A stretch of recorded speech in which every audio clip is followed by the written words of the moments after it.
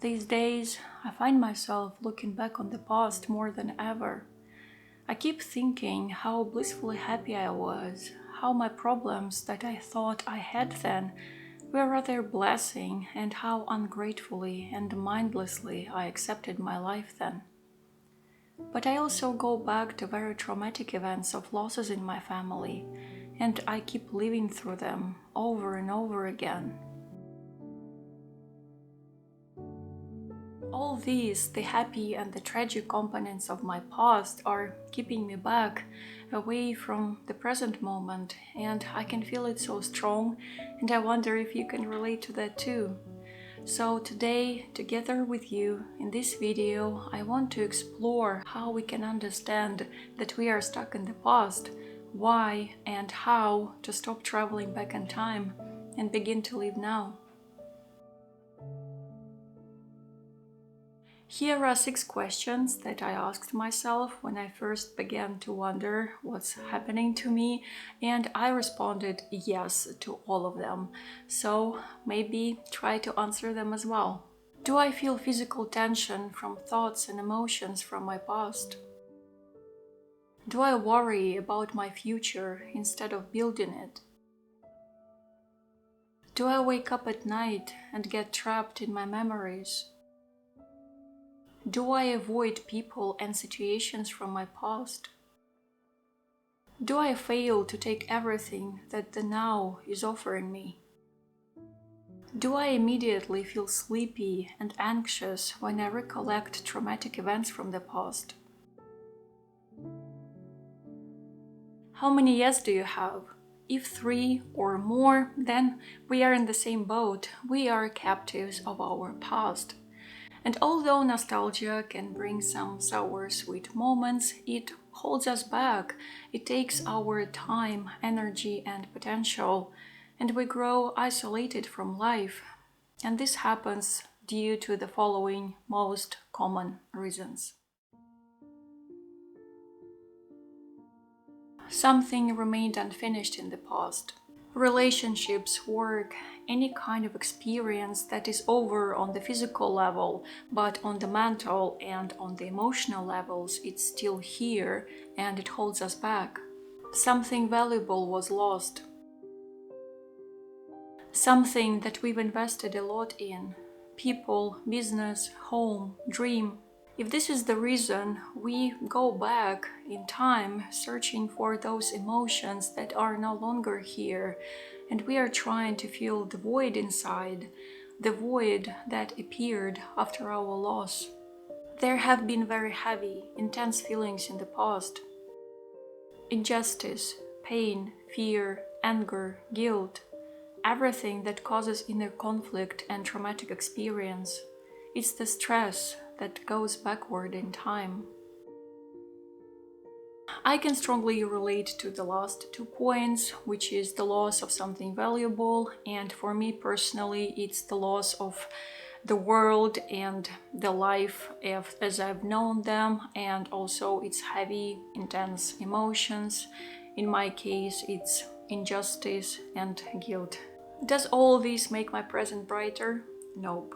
Traveling back in time should have the purpose of completing the past, finishing it, kissing it goodbye, decluttering it, whichever term works best for you. Living our yesterdays over and over again does not cause anything but the sourness of today.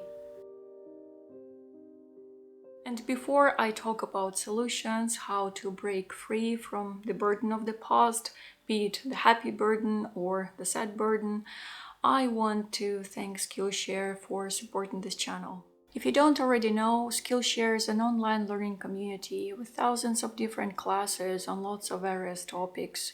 If you're interested in anything, there's probably a class about it on Skillshare. I use it to develop my personal skills such as crafting, style, cooking, and also the ones that are so useful for my creative career: videography, editing, photography, design, and lots of motivational classes for aspiring artists. They are amazing. I've recently completed a class, Creative Breakthrough: 8 Exercises to Power Your Creativity, Confidence and Career by Danielle Crisa. Danielle offers fun and flexible exercises to spark creativity and opens up about an aha moment that changed the course of your career. You can discover exciting opportunities through new skills and explore promising career options right now for free. The first 1,000 people to use my link will get 1 month of free trial. And if you don't like it, you can quit within the trial month and you won't be charged anything. So, this is what I do to break free from the past, to let it go. I turn my heavy emotions of the past into lighter and brighter ones. For example, when I think of my loved ones who I lost, I try to turn guilt into gratitude and bitterness into forgiveness. Of course, it requires a lot of inner work and brutal honesty, but it's very, very transformative. I try to be more present in the now without escaping or avoiding the reality. Of course, sometimes it's needed, and I do that through reading or making something, but in most situations I just stay where I am. I don't run away, I don't stand against the reality.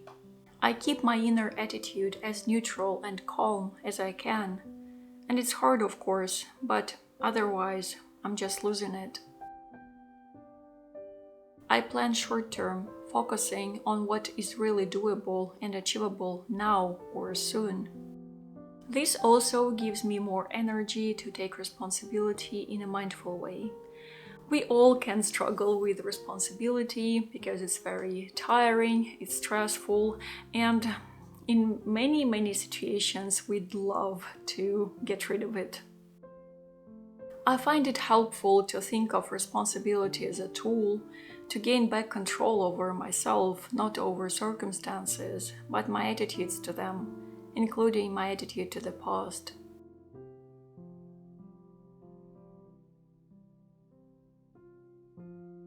And here is the last, most important thing that I do to make peace with my past and to gently declutter it. I don't take the happiness that I have now for granted. There is so much value in every moment of our life, regardless of struggles, and I encourage you to acknowledge this value. Our present will inevitably become our past, so let's make it beautiful, at least a little bit.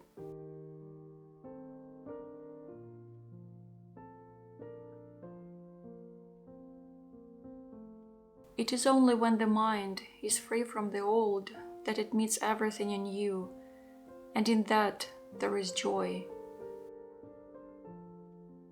And what's your relationship with the past?